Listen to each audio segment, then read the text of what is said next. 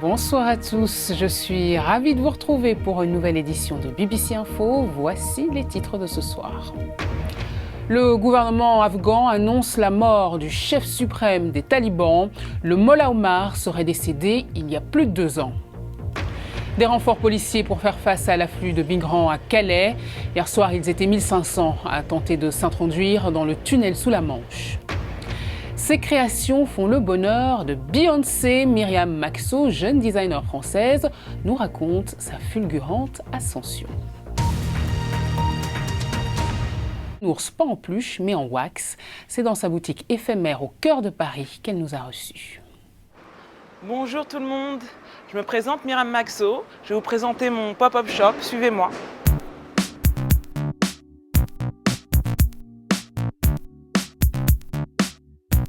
J'ai décidé de présenter mes créations au pop-up shop de la Petite Crèmerie parce que pour moi c'est un lieu mythique. Madame Coco Chanel y a fait ses premières créations, donc c'est vraiment un lieu historique et c'était important pour moi d'être au centre et au cœur du mouvement parisien, donc à Châtelet-Les Halles. J'ai eu la chance que Beyoncé ait mes produits et c'est vrai que cette promotion m'a quand même beaucoup servi. Ça a permis à énormément de personnes d'avoir accès à l'information. Parce que c'est vrai que sur les réseaux sociaux, Myriam Maxo, tout de suite les gens ne voyaient pas, mais c'est vrai qu'avec Beyoncé, ça a aidé à diffuser un petit peu plus loin le produit jusqu'à l'international. Aujourd'hui, j'ai des commandes des États-Unis, je suis aussi distribuée à New York. Pour moi, c'est de l'art. La raison pourquoi j'ai créé ce doudou-là, c'était pas un doudou à proprement dit, comme on parle d'un petit doudou pour enfants où on bave dessus. Moi, c'est une sculpture textile. Il a de nom Didi, le doudou, parce que la culture caribéenne aussi a ce côté doudou qui veut dire mon chéri, mon amoureux. Je pensais que les adultes avaient vraiment besoin d'affection. Donc pour moi, c'était important de transmettre encore cette chaleur à travers le design pour créer un objet comme ça.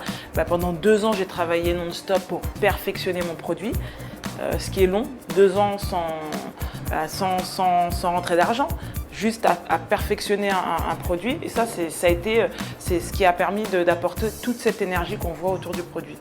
Il faut savoir qu'au début, rien que quand je coupais mes premiers tissus pour faire mes coussins, j'avais les tantines qui venaient me dire ah, tu vas gâter le tissu, qu'est-ce que tu fais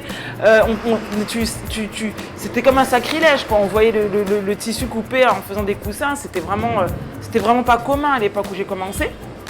Et j'avais aussi envie au niveau de l'Occident de montrer que le boubou qu'on appelle de manière un peu des fois péjorative autour du pagne, que c'est un produit aussi de haute qualité avec des formes et des couleurs magnifiques. Et je voulais exploiter ce potentiel pour le montrer à un plus grand nombre.